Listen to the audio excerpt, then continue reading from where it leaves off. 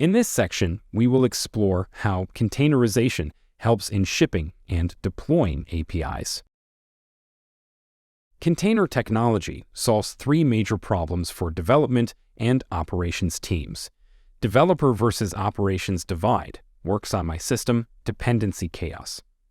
Easy way to distribute and deploy applications in a uniform way.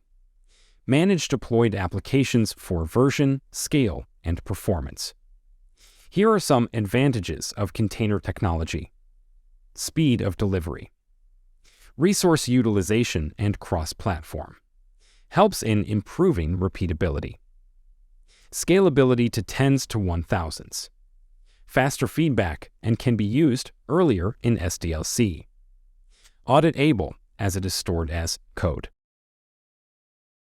Docker is the simplest way to containerize an application using kernel features. However, containers were around from 2000, but were challenging to manage and use. It was a feature mainly used by administrators. Docker revolutionized the industry by making it simple and easy to use for developers. Docker provides a community edition and an enterprise edition of their software. However, do not let this confuse you, as the company's name, product's name, and CLI are all called Docker. Use the context available to determine the reference. Even though a container feels like a VM from a user's perspective, Docker is not a virtualization technology, but an isolation technology. Docker uses namespaces to create isolation, and processes believe they are the only process running inside the container. Docker uses process, network, and mount namespaces to make this isolation. Docker also uses capabilities to ration the resources a container can use. Please note, we will use Docker and container interchangeably going forward. Docker revolutionized the industry by making it simple and easy for anyone to use or manage container technology. Let's discuss some of the reasons why DevOps use Docker technology. Docker is an open-source project and can scale as per your needs. It can manage a few hundred to a few thousand containers with ease. Using Dockerized tools will also help reduce operational hiccups, eases updates, and help maintain tools. Docker has many features to ease usage and provides excellent security by using native kernel features like namespaces and C groups. Docker also provides platform independence to run tools anywhere you want. Docker is simple, easy to use, and fast. Developers are already using this technology to create a local development setup. Most cloud providers support Docker creation and orchestration natively, unlike virtualization, which requires Ring 0 access.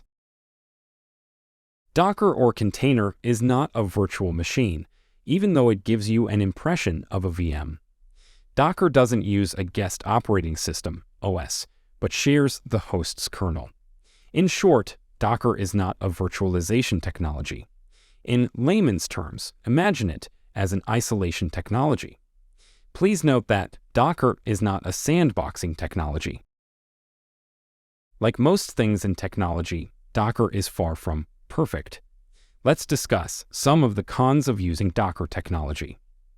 Docker adds another layer to your existing infrastructure.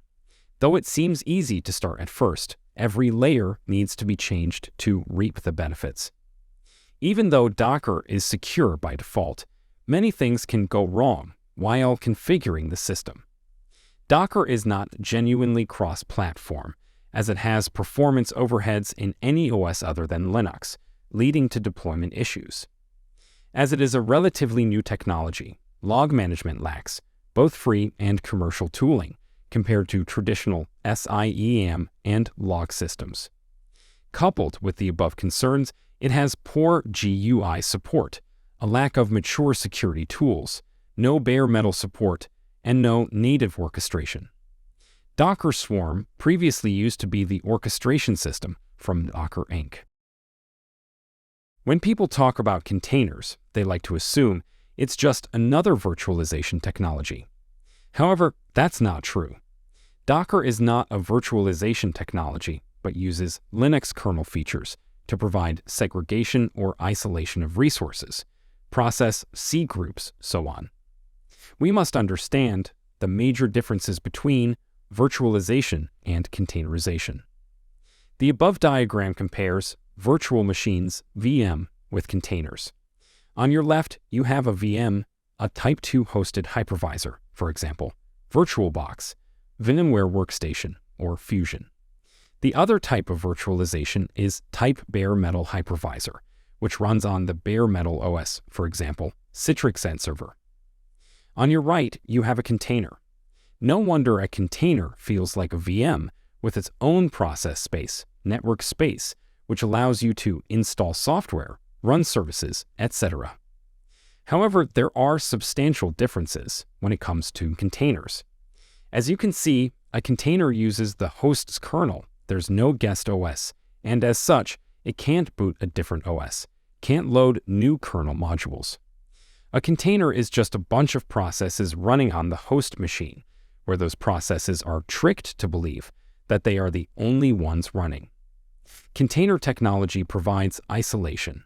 However, if one container escapes the isolation, it will also have access to other containers. Scary, but rarely happens in the real world. Well, that's it for this lecture. See you in the next one.